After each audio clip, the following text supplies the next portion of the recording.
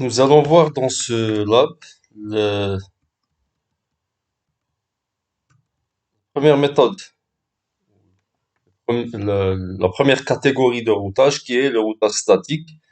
Donc nous avons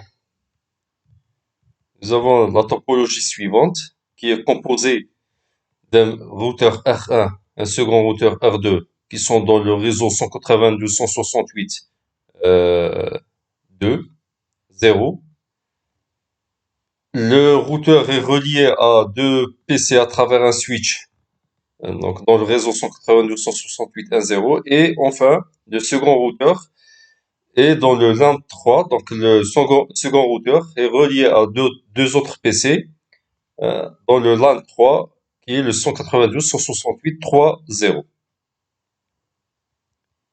Donc nous voulons faire la configuration du routage sur les deux routeurs afin que les stations du LAN 1 puissent communiquer avec celles du LAN 3. Donc on va voir que la configuration est très simple. Donc il suffit de déjà commencer par configurer les routeurs, configurer les interfaces des routeurs avec leurs adresses IP. Aussi, il faut mettre les adresses IP, attribuer les adresses IP aux différentes machines, chacune suivant le réseau auquel elle appartient. Et, euh, et la dernière étape, ça serait de mettre le type de routage statique sur chaque routeur. Nous allons commencer par dessiner la topologie sur paquet tracer. Donc on peut utiliser euh, comme, euh, comme routeur le 2811. Nous avons les deux routeurs, hein, R1 et R2, 2811. Deux switch, pour ce qui est du switch, du fait que on va l'utiliser uniquement comme multiprise réseau. Donc, on peut utiliser le 2960. Donc, il n'y aura aucune configuration sur les switches.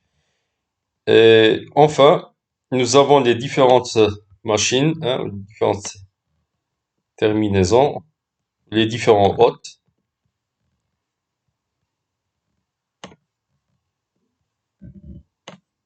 relatifs à chacune, donc relatifs à chaque LAN. Bon, maintenant peut câbler.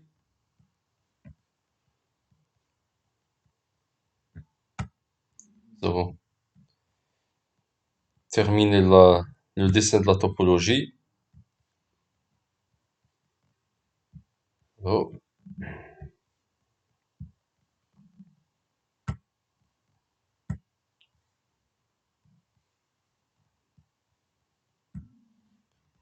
Et le dernier câble,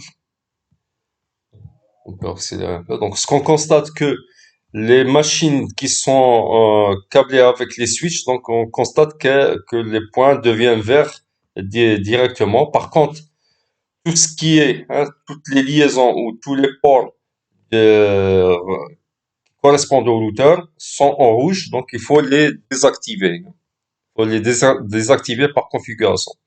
Donc, commençons déjà par le premier. Bon, on va afficher les labels des différents ports. Nous avons dit que ici nous avons le 192, 168, 1.0.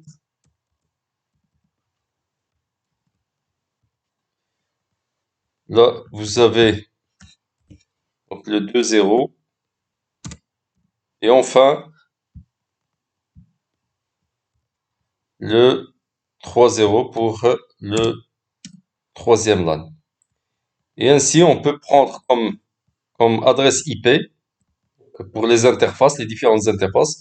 Donc là, on va prendre comme adresse IP de l'interface 2.1. Donc l'interface d'en face, ça sera le point 2.2.2. Dans ce réseau-là, donc cette interface va prendre comme adresse IP point 1.1. Donc bien sûr, là je suis en train d'abréger, donc c'est le 192.168.1.1. Et enfin, la dernière interface du deuxième routeur va prendre comme adresse IP, donc elle est dans le réseau 192.168.3.0, et elle aura comme adresse IP .3.1. Bon, le choix hein, du dernier champ, hein, donc là vous constatez qu'on prend le point 1 comme dernier champ, donc c'est un choix, une norme qu'on choisit, mais on peut prendre d'autres adresses IP. L'essentiel c'est qu'elles soient dans le réseau et qu'elles ne soient pas déjà attribuées. Donc pour les stations, on a pris le point 1.1, on peut ici prendre point 1, point 2,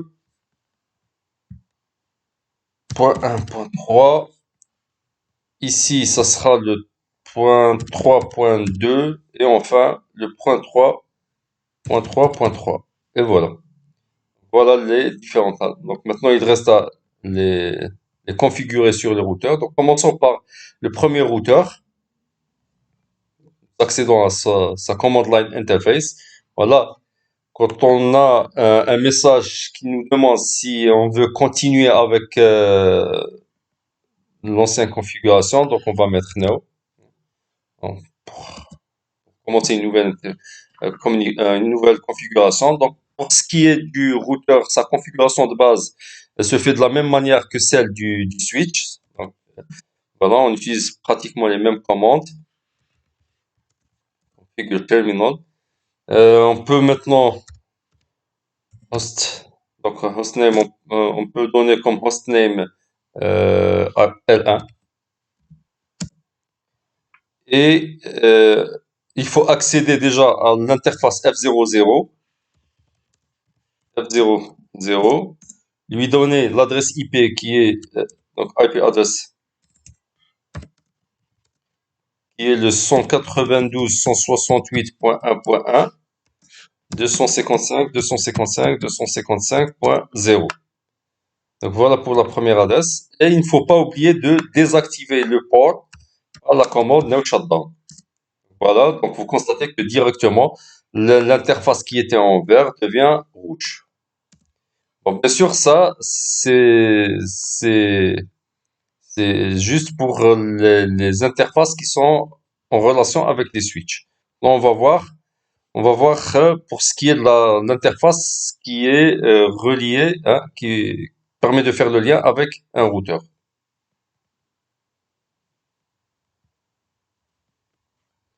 Donc, pareil, on accède à l'interface, c'est f0/1, IP adresse, donc c'est le 192.168.2.1, toujours le même masque,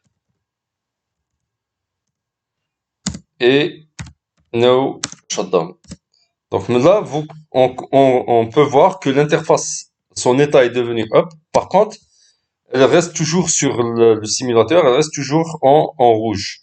Pour la simple raison que un port devient vert quand il permet la connexion entre deux routeurs, il faut que les deux ports soient désactivés. Hein. Donc on doit faire la même chose pour sur le deuxième routeur.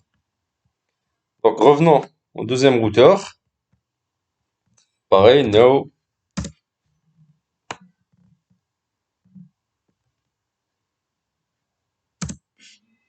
Enable conft le hostname.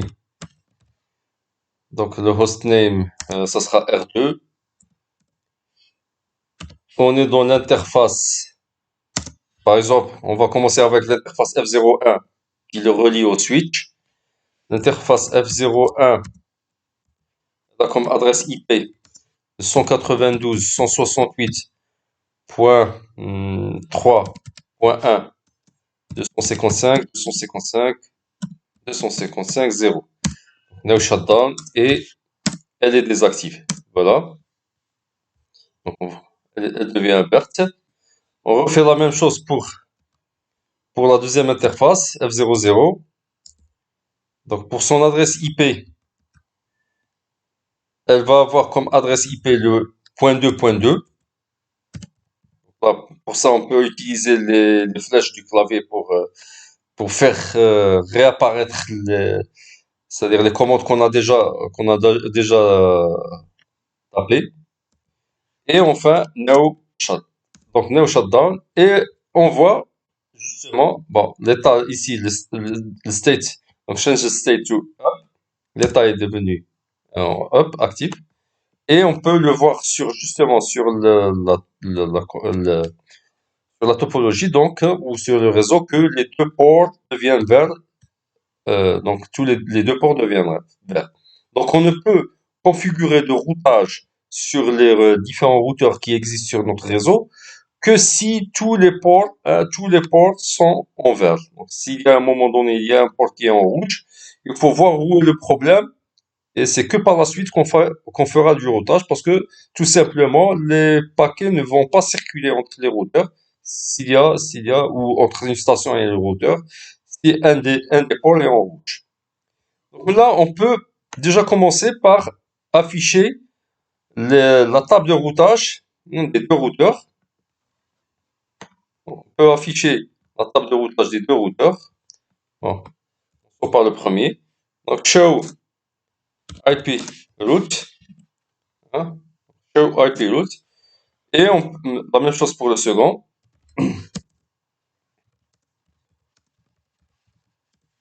On peut déjà voir que sur le premier routeur, on a les deux réseaux qui sont directement connectés. Ce sont le 192.168.1.0 et le 192.168.2.0. En ce qui concerne le deuxième routeur, ça va être le 2.0 qui est partagé entre les deux routeurs et le 3.0 donc qui est le troisième LAN. Donc ça, c'est des réseaux qui sont directement connectés. Donc on peut imaginer que si on ne fait pas de routage sur un routeur, il n'y aura aucun réseau qui apparaît dans sa table de routage, ce qui est faux. Donc il y aura toujours des réseaux qui sont directement connectés, bien sûr, à travers les, les, les ports ou les interfaces qui appartiennent au routeur. Par exemple, ici, on a le F00, F01 et même chose pour le second. Donc maintenant, si on veut justement configurer le routage,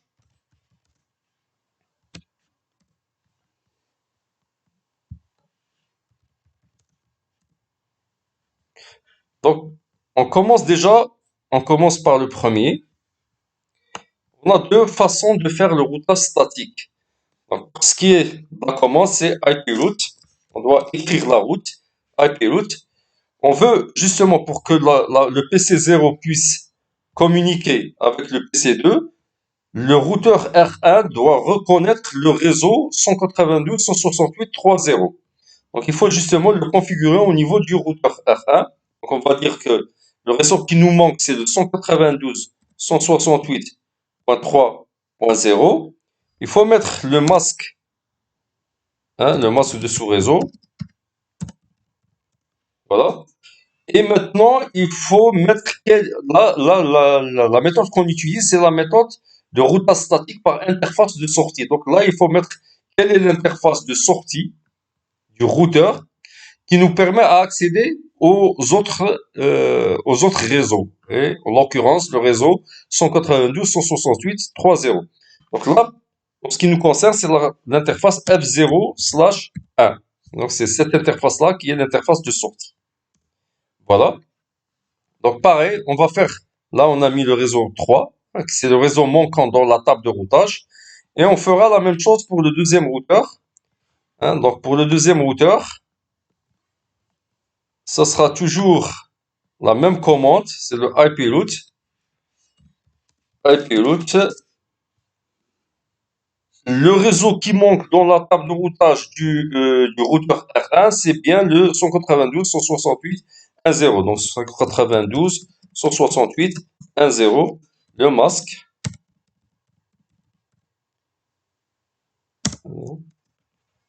Et ici, l'interface de sortie du routeur R2, c'est le F00. Donc on va mettre le F00.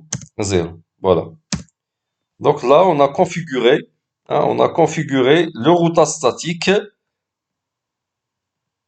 au niveau des deux routeurs R1 et R2. On peut directement voir, la mise à jour des tables de routage. Donc, toujours par la commande show iPilot. Donc, voilà sur le premier. Et le show iPilot sur le second. Donc, on peut voir que par rapport à ce qu'on avait au départ, il y a le réseau 3.1.192.168.3.0 qui a été ajouté à la table de routage du premier routeur et le réseau 192.168.1.0 qui vient d'être ajouté à celle du second routeur. Bien sûr, ils sont précédés par la lettre S pour dire que qu'on utilise un routage statique et vous avez la mention Directly Connected, donc même si c'est du routage statique, du fait que c'est un routage statique par interface de sortie, vous aurez la mention Directly Connected. Et ici, on aura l'interface de sortie à partir de laquelle on a pu accéder aux autres réseaux. Ici aussi, on a l'interface de sortie qui est le F00. Voilà. Donc maintenant, on peut tester le ping entre les machines pour voir que si ça aboutit. Hein. Donc, si le trafic passe des machines du premier réseau vers celle du troisième réseau, ou du premier LAN vers celle du troisième LAN, bon, déjà, il faut mettre les adresses IP au niveau, faut mettre les adresses IP au niveau des différentes machines. Donc là, on a le 192, on avait dit 192, 168.1.2. Et aussi le masque de sous-réseau. Vous avez un troisième champ qui est le Default Gateway.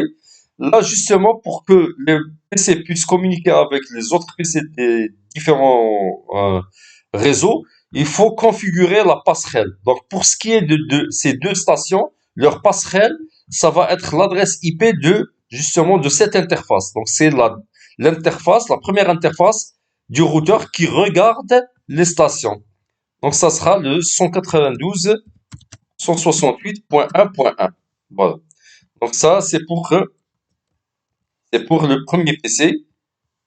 Le second PC, c'est presque pareil, sauf que l'adresse IP change. Donc là, c'est le point 1.3. Le masque de sous-réseau est le même. Et la passerelle, c'est la même passerelle. Hein. Donc, c'est deux stations. Du fait qu'elles sont dans le même réseau, la passerelle est identique. Hein. Ce qui change, c'est leur adresse IP. Donc, voilà pour les deux premières stations. Les secondes, les deux autres stations, donc ça sera le point 3.2 pour la première. Cette fois-ci, pour la Default Gateway, c'est l'adresse IP de cette interface. Hein, donc, c'est la première interface qui regarde les stations. C'est la première interface du routeur qui regarde les stations. Donc, ça sera la passerelle ou la gateway de ces deux machines. Et c'est l'adresse .3.1. Voilà. Ça, c'est pour le premier. Pour le second, on aura la même passerelle. C'est uniquement l'adresse IP qui change. Donc, pour l'adresse IP, on avait dit qu'on va prendre comme adresse IP .3.3 le masque. Et enfin, pour la passerelle, on a bien dit qu'on a la même passerelle qui est le point 3.1. Donc, testons maintenant le ping du PC1. Donc, on va tester le ping du PC1 vers le PC2. Donc, le ping va vers l'adresse IP 192.168. On a dit point 3.2. Voilà, donc c'est l'adresse IP de cette machine, point 3.2. Donc on voit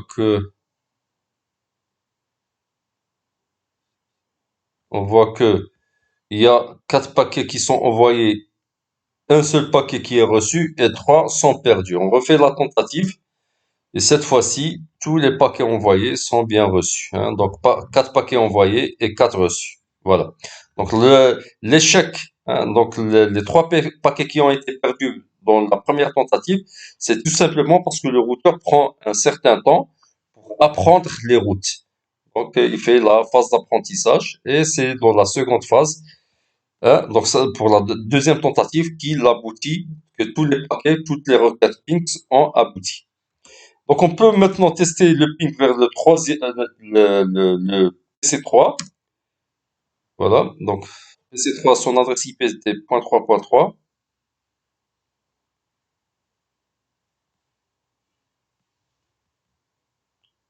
On va patienter un petit moment. Donc là, il y a deux paquets qui ont été bien reçus. On refait. Et là, une fois que la route a été bien apprise, on voit que tous les paquets arrivent à destination. Donc voilà, c'était pour la première méthode de routage statique, qui est le routage statique par interface, hein, par interface de sortie, qui est le F01 pour le premier et le F00 pour le second. Donc maintenant, on va passer toujours dans le routage statique, configurer, on va configurer une nouvelle méthode. Bon, déjà, il faut éliminer la première configuration, c'est-à-dire il faut éliminer la configuration. Voilà. Donc on va chercher la ligne qu'on avait mis. Donc il faut enlever cette ligne-là, IP route 192.168.3.0, masque sous réseau F01. Il faut l'enlever pour éliminer le routage statique par interface de sortie. Donc il suffit de la précéder par no. On va la précéder par no. Voilà, Bah, par contre, si on commençait la configuration, hein, donc si on a une nouvelle configuration où, c'est-à-dire on n'a pas fait le routage statique par interface sortie, donc ce cas-là, cette étape devient, donc elle est inutile. On va faire la même chose sur le second, donc conft, on va ressortir la ligne et on la précède par now. Très bien, voilà. Donc normalement, on a éliminé le routage statique par interface sortie sur les deux. On affiche à nouveau les tables de routage et vous constatez que les réseaux qui ont été ajoutés dans la première partie, maintenant ils disparaissent. Donc on n'a pas le réseau 3 ici. Et pareil,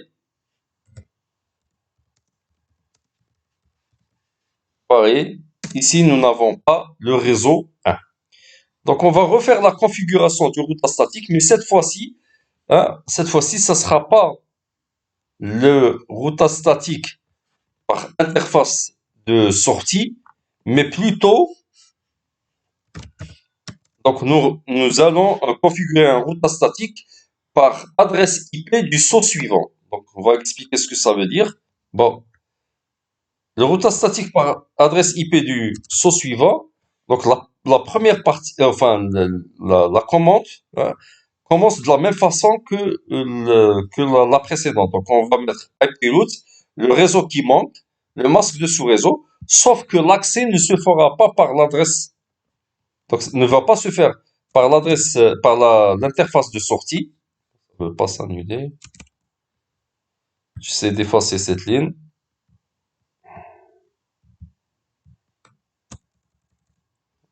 C'est pas pourquoi. Attendez, donc on va.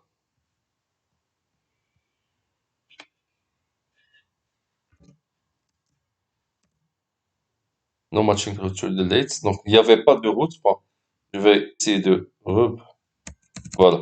Donc on enlève ça, on enlève le no. Cette fois-ci, pour l'accès, nous allons mettre l'adresse IP. Donc on peut le voir ici. L'adresse IP du saut suivant. Donc quand on est dans le routeur 1, si on fait un premier saut, on tombe sur cette adresse IP. Donc en faisant un premier saut, hein, next hop, donc le premier saut, le premier prochain saut, on tombe sur l'adresse IP de cette interface qui est le 192.162.2.2. Voilà, c'est l'adresse IP qui doit être mise, 192.168.2.2. Donc là, on n'a pas l'interface de sortie F01, mais plutôt l'adresse IP du prochain saut. Donc il faut faire attention, ce n'est pas l'adresse IP de l'interface de sortie, mais plutôt celle du prochain saut. Donc voilà, on fait la même chose sur le second routeur. Donc on fait la même chose sur le second routeur. Donc pour le second routeur, la même chose, on doit éliminer ce que nous avons fait dans la première partie. Donc on doit éliminer la configuration du routage statique par interface de sortie. No.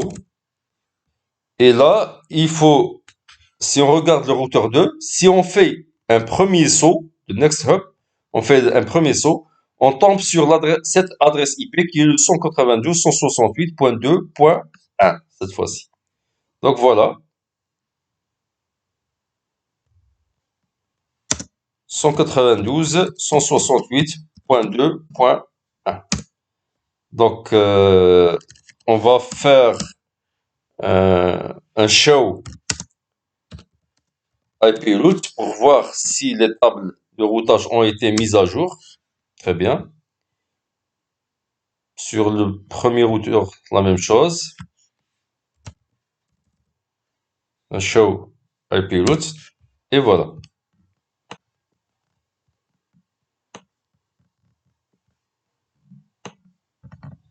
Donc, essayons de voir ce qui a été ajouté à la table de routage de chaque routeur. Donc, pour ce qui est du premier, le réseau manquant qui est le point 3.0 a été ajouté. Cette fois-ci, on voit que l'accès se fait via l'adresse IP du saut suivant. C'est ce qu'on voit ici.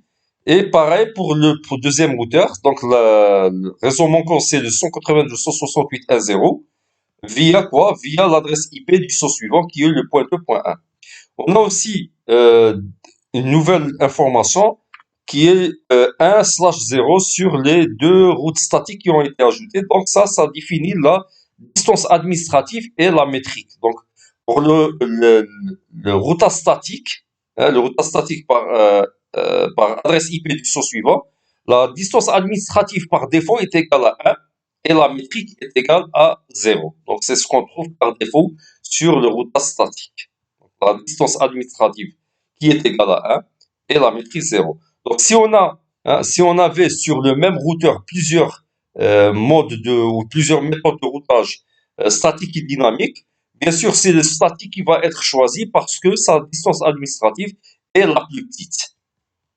Voilà, c'était l'explication du routage statique ou la configuration du routage statique par interface par adresse IP du saut suivant. Bon, on peut retester le ping. Bon, on va changer de station. Donc, on va maintenant essayer d'utiliser cette station et pinguer vers les autres. Donc, 192.168. On avait dit point 3.2. Donc, vous constatez que le ping passe sans problème entre ces deux machines où le routage a été configuré par routage statique par adresse IP du saut suivant. Donc, maintenant, si on le fait de cette machine, donc par exemple, vers la machine PC1, donc le ping vers l'adresse IP du PC1, 192.168.1.3. Pareil, on constate que le ping passe sans aucun problème. Donc voilà, toutes les machines vont pouvoir communiquer entre elles, hein, donc de deux réseaux différents, avec les deux méthodes de routage statique, que ce soit avec l'interface de sortie ou l'adresse IP du saut suivant. Donc avec ça, nous avons terminé ce premier type de routage qui est le routage statique. On peut voir sur d'autres, on va justement essayer de voir sur d'autres vidéos, sur d'autres labs, le routage dynamique et ses différentes méthodes.